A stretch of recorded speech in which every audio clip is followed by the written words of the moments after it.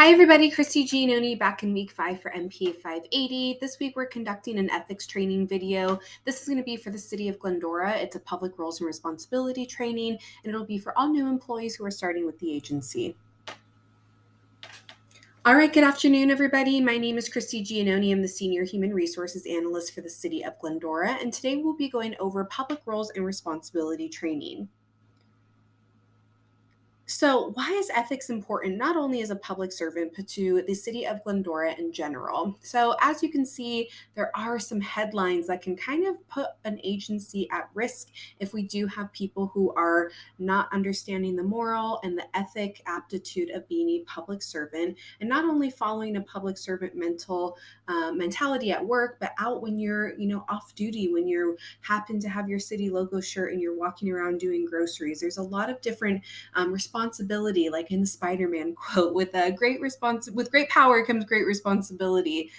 So as far as responsibility and accountability for public servants, we are upheld to higher transparency. So when we're conducting hiring process, our budget, you'll see that there's a lot more information that has to be public facing. You may be tasked with taking a lot to city council. So we want to make sure that we're following all of the current city guidelines and policies. And in everything that we do, we're preventing the abuse of organizational resources. So we have an obligation to our taxpayers who have voiced their opinion by approving tax authority like Measure E, coming to city council and expecting what they are putting their tax dollars for in order to enhance their community. And public sector authority in general, it is our duty to maintain public trust and confidence. And then public perception. So the city of Glendora encourages the highest standard of behavior. We're going above and beyond what is the requirement of the law because it is our duty to maintain public trust and confidence.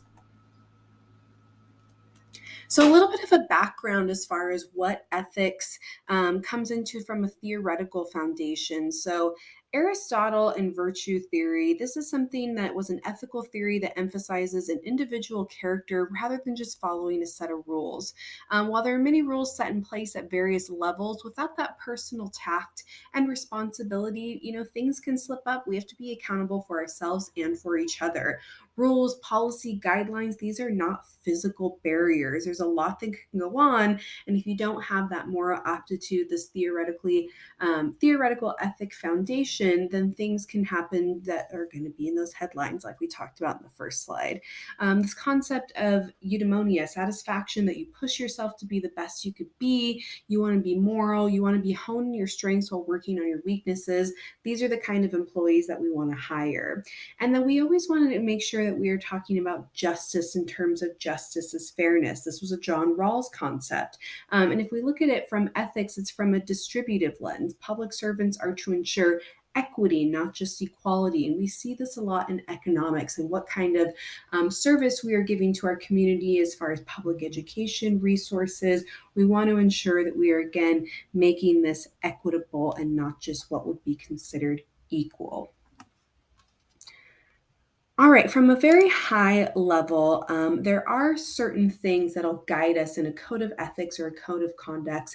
And this is where we can see that all of us are held to a lot of different federalism. So federal law, state law, city, we're in city and county. So County of LA, our Muni Code, certain resolutions, policies, procedures, and then your own department and division rules. And then each of us has a role to play. So our city council will be working with our city manager, who will be working with the department heads, your supervisors, and then lead workers, rank and file. Every employee in the city of Glendora is obligated to uphold these ethics. Now, that is for all public servants, but if we're going to take a look at the city of Glendora specifically, we do have codes of conduct that we are going to follow.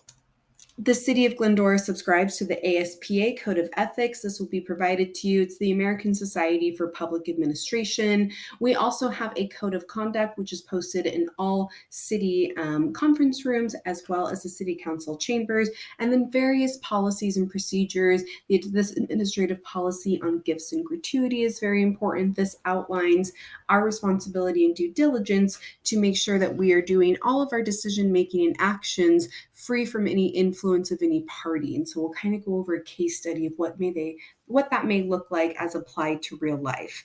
So, really, why is this important to our agency? As a representative of the community, it is our duty to serve as a model of leadership and civility and provide professional services to everyone.